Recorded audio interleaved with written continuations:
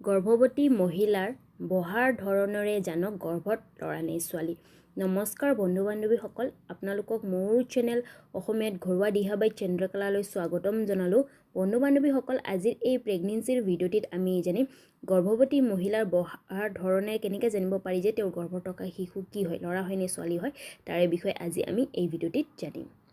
বন্ধু বান্ধৱীসকল, কি হয় যেতিয়া এজনী মহিলা গৰ্ভৱতী হয় তেতিয়া মহিলাৰ জনাৰ উৎসুকতা থাকে যে তেওঁৰ গৰ্ভত থকা শিশু কি হয়, ল'ৰা হয় নে ছোৱালী হয়, তেওঁলোকৰ জনাৰ উৎসুকতা থাকে। লগতে তেওঁৰ পৰিয়ালৰ যেনেকৈ পোৱালি আহিব লগা পোৱালি আইতা ককা তেওঁলোকৰ জনাৰ উৎসুকতা থাকে বা ঘৰৰ আন পৰিয়ালৰ জনাৰ উৎসুকতা থাকে যে গৰ্ভৱতী মহিলাৰ গৰ্ভত থকা শিশু কি হয়, ল'ৰা হয় নে ছোৱালী হয়। বন্ধু বান্ধৱীসকল, আপোনালোকে জানে ভাৰতত লিংগ পৰীক্ষা কৰিব নোৱাৰি। ভাৰতত লিংগ পৰীক্ষা কৰাটো দণ্ডনীয় অপৰাধ হয়। আপোনালোকে কোনো ধৰণৰ মেডিকেল হেল্প ল'ব নোৱাৰে, কিন্তু কিছুমান এনেকুৱা উপায় বা লক্ষণ আছে যাৰ দ্বাৰা আপোনালোকে গম পাব পাৰে যে গৰ্ভৱতী মহিলাৰ গৰ্ভত থকা শিশু কি হয়, ল'ৰা হয় নে ছোৱালী হয়, তাৰে বিষয়ে আপোনালোকে জানিব পাৰে। গৰ্ভাৱস্থাৰ সময়ছোৱাত এজনী গৰ্ভৱতী মহিলাৰ শৰীৰত বিভিন্ন ধৰণৰ সমস্যা দেখা যায়, যাৰ বাবে মানসিক আৰু শাৰীৰিকভাৱেও গৰ্ভৱতী মহিলা ভাগৰি পৰে। গৰ্ভাৱস্থাৰ সময়ছোৱাত এজনী গৰ্ভৱতী মহিলাৰ যিটো বহাৰ ধৰণ তাতে বহুতো পৰিৱৰ্তন দেখা যায়, কাৰণ গৰ্ভাৱস্থাৰ সময়ছোৱাত যেতিয়া এজনী গৰ্ভৱতী মহিলাৰ পেট ডাঙৰ হৈ গৈ থাকে তেতিয়া গৰ্ভৱতী মহিলাৰ যিটো বহাৰ ধৰণ সলনি হৈ যায়। বহাৰ সময়ত বহুতো অসুবিধা ফিল কৰে এজনী গৰ্ভৱতী মহিলাই। বন্ধু বান্ধৱীসকল, এইখিনিতে মই আপোনালোকক কৈ দিওঁ, মোৰ চেনেলে কোনো লিংগ ভেদভাৱক ছাপোৰ্ট নকৰে। মই ভিডিঅ' বনোৱাৰ উদ্দেশ্য এইটোৱেই যে কিছুমান গৰ্ভৱতী মহিলাৰ যিটো জনাৰ উৎসুকতা, সেই উৎসুকতা কম কৰাৰ কাৰণে মই ভিডিঅ' বনাওঁ। তেন্তে বন্ধু বান্ধৱীসকল, এতিয়া আমি জানো গৰ্ভৱতী মহিলাৰ বহাৰ ধৰণেৰে কেনেকৈ জানিব পাৰি যে গৰ্ভত থকা শিশু কি হয়, ল'ৰা হয় নে ছোৱালী হয়, তাৰে বিষয়ে।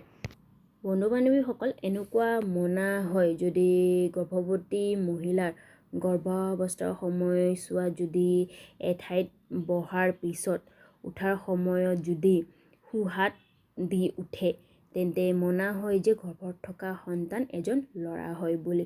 আৰু ঠিক বিপৰীতে যদি গৰ্ভাৱস্থাৰ সময়ছোৱাত যদি এজনী গৰ্ভৱতী মহিলাই এখন ঠাইত বহাৰ পিছত উঠাৰ সময়ত যদি বাওঁ হাত দি উঠে তেন্তে মনা হয় যে গৰ্ভত থকা সন্তান এজনী মৰম লগা ছোৱালী হয় বুলি। বন্ধু বান্ধৱীসকল, এই লক্ষণটো আপোনালোকে এজনী গৰ্ভৱতী মহিলাৰ যিটো গৰ্ভাৱস্থাৰ আপোনালোকে প্ৰথম যিটো 5 মাহ আপোনালোকে লক্ষ্য কৰিলে আপোনালোকে দেখা নাপাব বা আপোনালোকে সঠিক বুলি জানিবও নোৱাৰে। গৰ্ভাৱস্থাৰ যিটো 5 মাহ আৰম্ভণি তাৰ পৰা পিছত যদি আপোনালোকে গৰ্ভৱতী মহিলাৰ যিটো লক্ষণ আপোনালোকে লক্ষ্য কৰে তেন্তে আপোনালোকে জানিব পাৰে যে গৰ্ভৱতী মহিলাৰ গৰ্ভত থকা শিশু কি হয়, ল'ৰা হয় নে ছোৱালী হয়, আৰু আপোনালোকে সেই ধৰণটো আপোনালোকে বহাৰ ধৰণেৰে আপোনালোকে জানিব পাৰে। গতিকে এয়া আছিলে গৰ্ভৱতী মহিলাৰ বহাৰ ধৰণেৰে কেনেকৈ জানিব পাৰি যে গৰ্ভত থকা শিশু কি হয়, ল'ৰা হয় নে ছোৱালী হয়, তাৰে বিষয়ে। যদি আপোনালোকক মোৰ এই ভিডিঅ'টি বা জানকাৰী ভাল লাগিছে তেন্তে মোৰ ভিডিঅ'টো লাইক কৰিব, লগতে মোৰ ভিডিঅ'বোৰ শ্বেয়াৰ কৰিব, লগতে মোক কমেণ্ট কৰি জনাব কেনেকুৱা লাগিল মোৰ ভিডিঅ'টি, বা আগলৈ কিবা প্ৰেগনেন্সি ৰিলেটেড জানিব বিচাৰিছে মোক কমেণ্ট কৰি জনাব, ঠিক আছে। লগতে মোৰ চেনেলটো ছাবস্ক্ৰাইব কৰিব, তাৰে ওচৰত থকা ন'টিফিকেশ্যন বেলখন প্ৰেছ কৰি দিব, কাৰণ আপোনালোকে যদি ন'টিফিকেশ্যন বেলখন প্ৰেছ কৰে তেন্তে মই আগলৈ এনেকুৱা প্ৰেগনেন্সি ৰিলেটেড ভিডিঅ' আনিলে আপোনালোকে প্ৰথমতে ন'টিফিকেশ্যন পাই যাব। ধন্যবাদ।